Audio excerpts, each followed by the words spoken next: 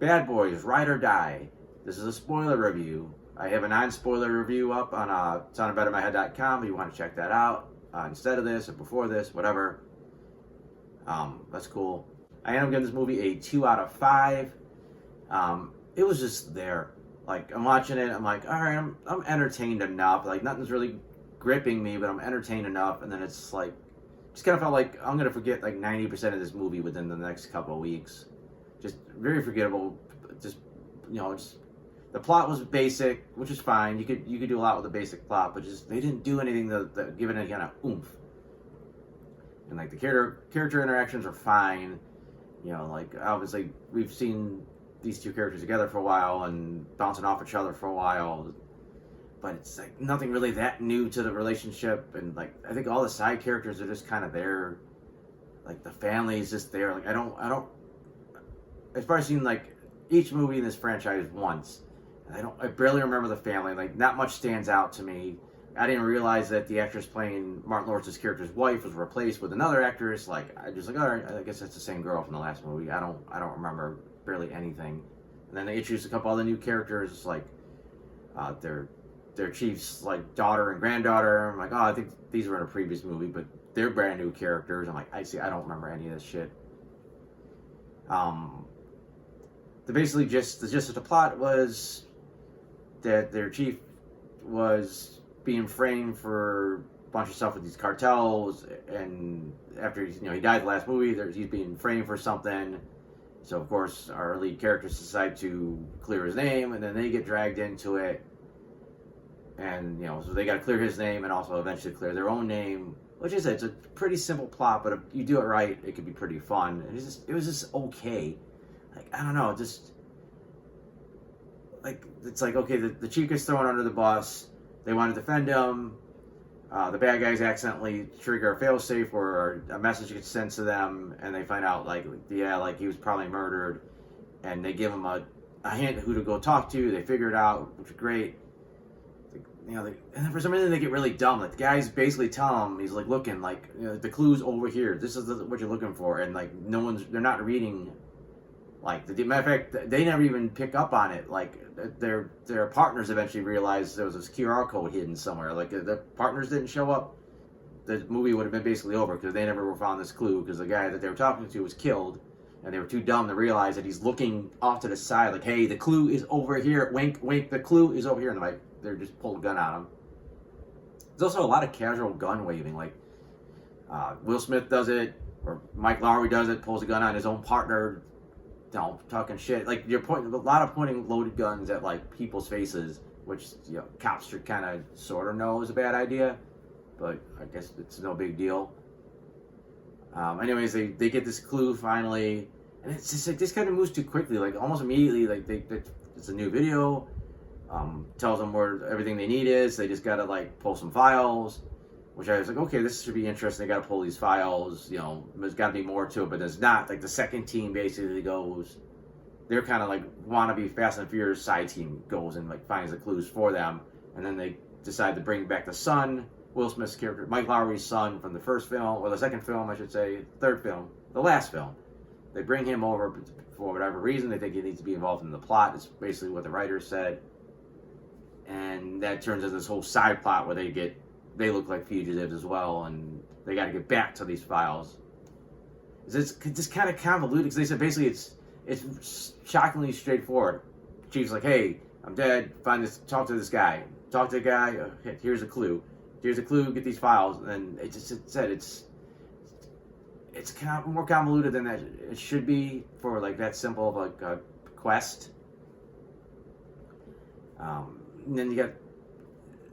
Like I don't know, then it just kind of wraps up in the big fight. I mean, it's nothing that really stands out about the way it's done, story-wise. And I said the characters, Martin Lawrence has got this, his character Marcus has got this weird arc where he has a heart attack, and for some reason it's weird because he had like this vision, he sees the chief, and he tells him something, it pretty much implied that he did kind of see the future. But he's acting real weird, talking about the past lives that they led. He thinks he's like can't be killed at this point. And kind of wacky, and then he just kind of randomly drops it at the end. Like, yeah, no, I could be killed. Like, I don't know, it just didn't really necessarily go anywhere. It wasn't like he told Lowry, like, oh, I saw this vision. When we see the parrot, you know what to do. And then they get to that and there's this parrot. But no, he never said that. It's not like I ever believed in this greater destiny. It's like, it was kind of irrelevant. Then they also had a thing where Mike Lowry was like having these panic attacks. And it really went nowhere. Like, okay, what's this mean? What's this about his character? How does he overcome this? And then basically he just got slapped a couple times and he snapped out of it and was back to normal. Like, it just kind of went nowhere. And again, it's most of the family is just forgettable. They're just kind of there to like occasionally be like threatened. So like, you gotta root for our heroes to save them. I did kind of like the sequence. They did show, you had a nice little action sequence with Marcus's house where his son takes out all these bad guys. See, that's what I don't remember. Is it his son or his son-in-law? Like, I lose track of like who these characters are anymore. I just know he's a Marine and he was like turned into like a super badass. I'm assuming if they do like another movie, maybe he joins the action more full time and he gets in the big shootouts or whatever.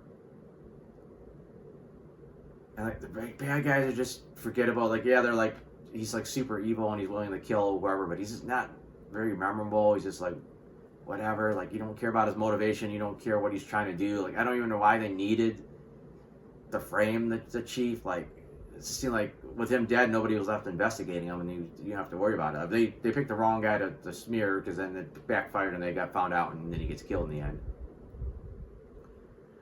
They did at least try to do some unique stuff with when they're directing this film. Like, there's a lot of weird shots, like first-person shots.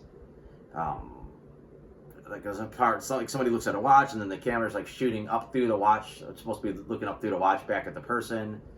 Like, it almost feels out of place. Like I said, I know they're trying to spruce things up, and there's like stuff with the camera spinning.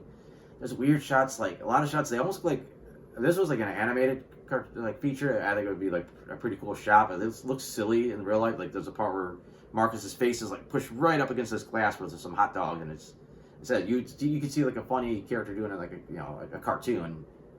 But here, this looks awkward. Like, no one would ever really press their face that hard against like the glass.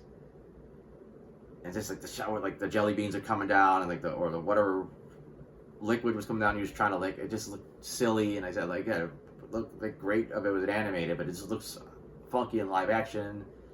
They did this really weird thing at the end where it's like a POV of them holding the gun, so it kind of turned like a first-person shooter. But then for some reason it would randomly spin around and like look at the person shooting again, and the camera was like attached to the gun because they throw the gun to the next guy, and then it does. It's like interesting, but it's not what the movie is about. Like, it felt like a different movie all of a sudden.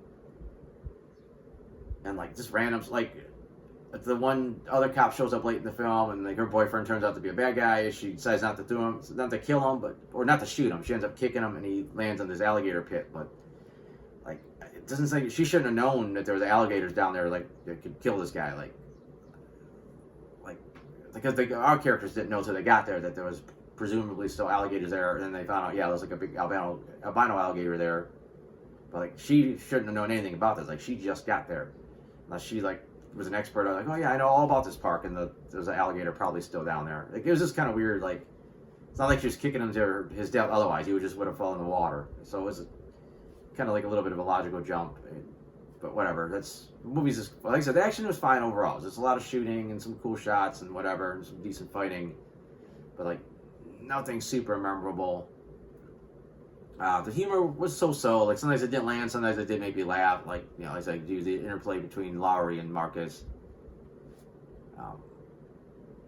But other than that, I don't know. I don't got a lot to say. It wasn't like a big movie where you got to spend all that time talking about spoilers. It was a fine enough time.